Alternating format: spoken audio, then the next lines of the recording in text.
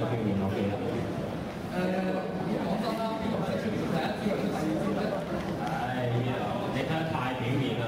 連落技即係在於當出第一招嘅時候，做出最多閃避嘅動作，之後再打出第二招。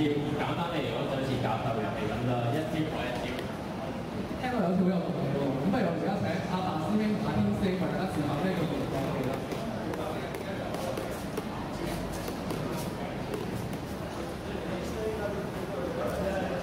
好，咁首先向大家示範小內角呢一招。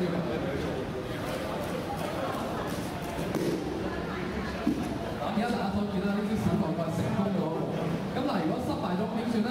咁其實可以用翻一招內股。今次第一招我哋用花頭嘅係點咧？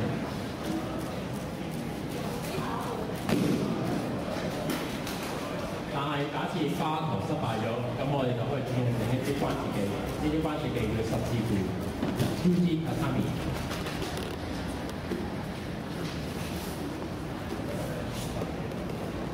好啦，咁如果今次用塞車嘅話，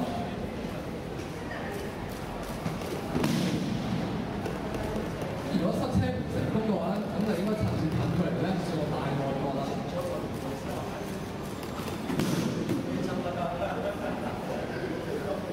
好，今次我哋首先用單手背闊。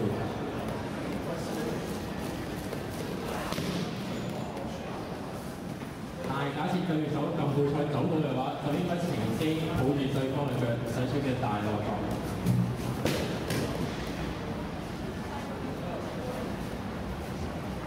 好，咁如果今次我哋直接用大內角咧，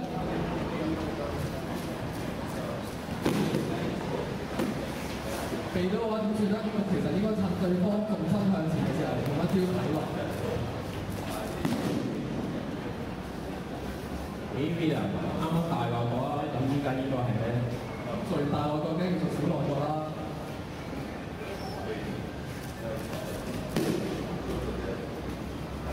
咁如果小內角失咗手咧，咁就應該轉為花頭送佢一齊啦。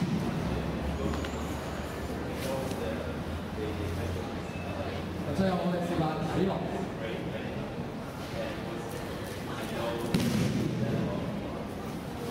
咁如果睇落呢啲招都失敗咗嘅話咧，我哋一樣可以轉十字固呢啲關節。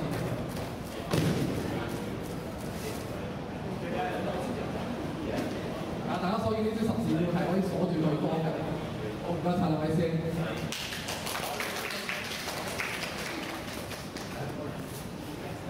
好，咁我哋示範完連落技之後咧，咁我哋又可以示範另一樣嘢。呢一樣嘢就叫做反打。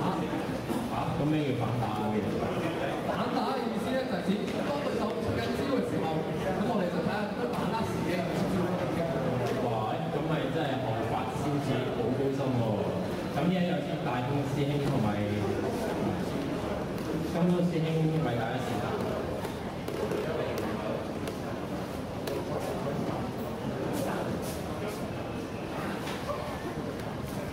咁假設啦，如果高嗰一方係用單手半回頭嘅話，係得咗嘅喎，等考下你啦。咁反方應該點做啊？佢可以用手車喎，手車係聽佢嘅嘛。漂亮嚇！咁如果今次我哋用大內角咧？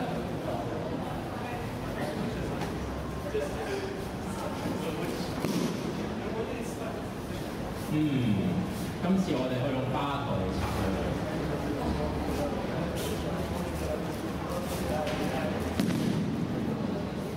有得喎，咁今次不如試下掃腰啦。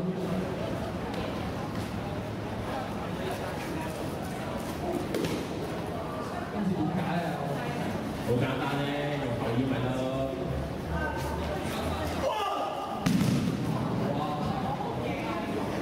好，唔該晒金高師同大風師兄。好，而家我哋有請金律師兄同大風師兄繼續為大家示範啦。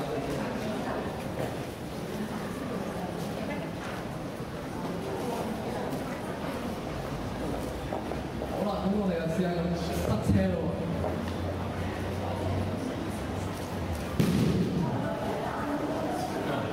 今次人哋用塞車打我哋，我哋用翻塞車打翻佢。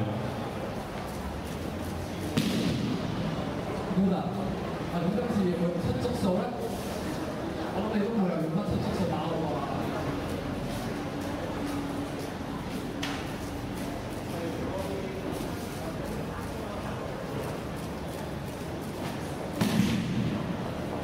咁又唔會喎，不過我用翻現反嚟對付你。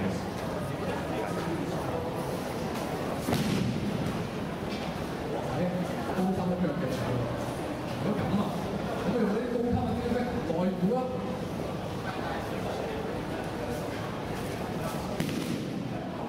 斷估你扮下我啊嘛！高級嘅招式一樣可以破解啫，我哋可以用內估球。犀利犀利，好唔該晒香港師兄、大東師兄嘅示範。咁而家有請阿軒師兄、馬達師兄為繼續表演。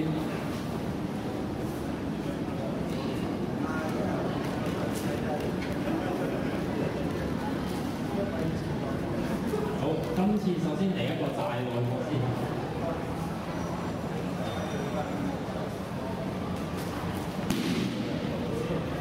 但係大內角打唔中嘅話，就俾人用單手唔係雙手對盤台反擊喎。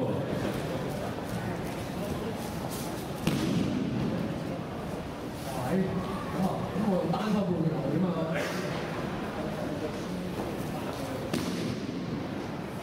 我知啦，單手半回流我哋應該用翻2U嚟反擊嘅。喂，咁如果唔用2U得唔得啊？咁我哋可以用送琴搞。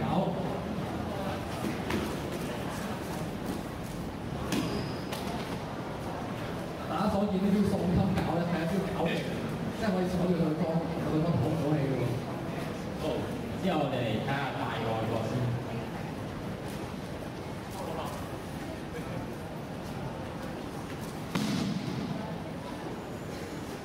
今次咧就應該用大外反嚟反擊佢。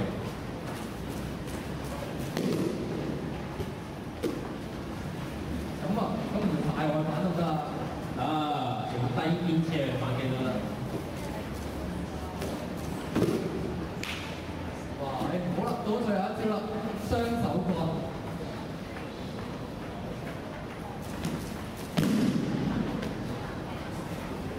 咁我哋可以用大腿反喎。